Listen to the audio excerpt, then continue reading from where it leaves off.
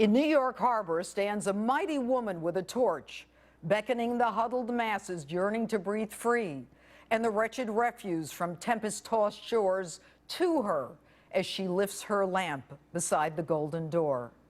And they were, by all accounts, just that, a family fleeing a tyrannical government, a family seeking political asylum, the very people to whom that mighty woman holds out her welcoming torch. Hello and welcome to Justice. I'm Judge Jeanine Pirro. Thanks for being with us tonight. This week, as America wakens from the nightmare visited upon Boston, as many painfully start the long road to recovery, we begin to comprehend the enormity of the violence that was visited upon us. The Tsarnaev family, a father, a mother, two sons, were granted political asylum in 2002. We opened our arms to them, showered them with food and money and housing and education and all the freedoms of American citizens. And look at how they repaid.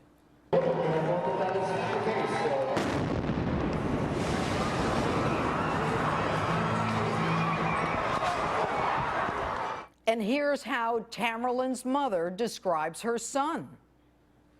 But all around, he was really nice and very, he never rejected anyone American just because they are Americans. Really? He never rejected anyone American just because they were American? After opening our arms to you, we should be grateful that you and your terrorist son didn't reject us? And listen to what this loving mother says of her 19-year-old son clinging to life. My oldest one is killed, so I don't care. I don't care if my youngest one is going to be killed today. So I want the world to hear this.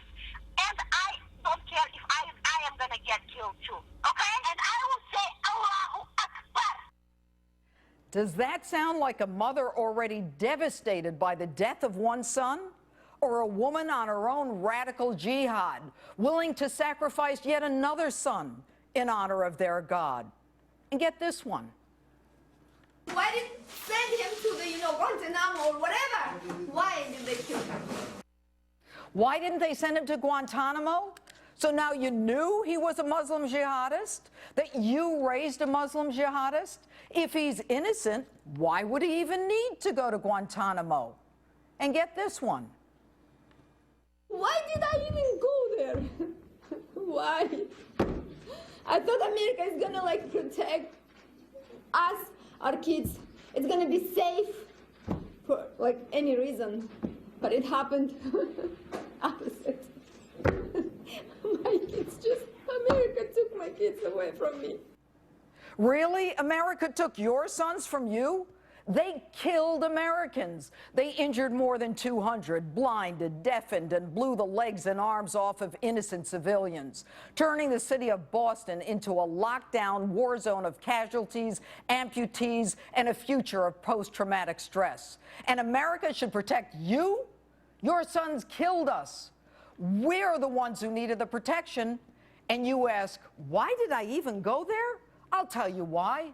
You came to suck the fat of our land, to take our money, to educate your terrorist sons, to steal from us, to go on public assistance, to get housing and food stamps, while you drive your Mercedes-Benz, all the while your family going back and forth to the very country from which you claim political refuge. Might you guys have lied on that old political asylum petition? Maybe we should add a charge of perjury to your list. After all, you're a thief, you're charged with theft, you're put on a terrorist watch list, your son is charged with beating his girlfriends, your other son is a pothead, and neither of them working or employed, traveling back and forth.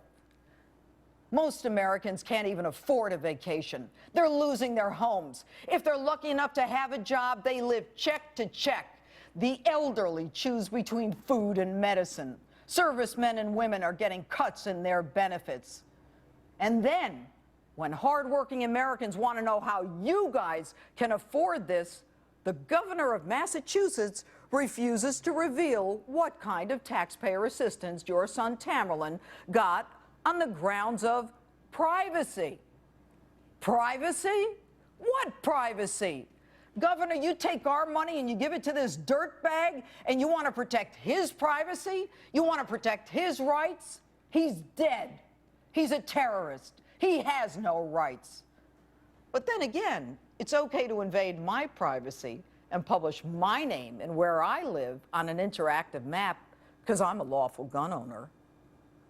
And now, mother of jihadis, the Obama administration at breakneck speed rushes in a federal judge, stops the FBI in the middle of a high-value interrogation to arraign your son and shower him with even more rights. The right to remain silent, the right to an attorney, unparalleled medical care, all the protections of our Constitution. Why?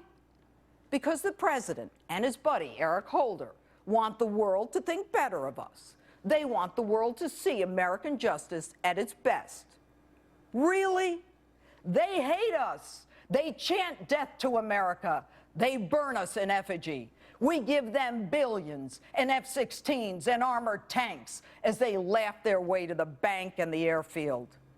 And when they kill us, we don't even send in reinforcements like the 4 fighting in Benghazi. And we want them to like us? Honestly, I don't much care about what the world thinks of us or our criminal justice system. They come here to kill us, and we worry about what they think of us. I don't want to show the rest of the world how our system works. I honestly don't give a damn. And okay, mother of jihadis, they say you're planning on coming here. But hope springs eternal, and maybe the system will work, and that watch list you're on will stop you. But I imagine they'll let you in. And if they do, I can only pray that they'll activate that outstanding bench warrant against you for larceny. And what's that? You can't afford an attorney? Too damn bad. And I have an idea. You and your son should be stripped of your citizenship, tried in a military tribunal in Guantanamo. Lady, you shouldn't be allowed here. We don't want you here. We should not be required to breathe the same air as you. We should not be required to suffer the indignity of your presence.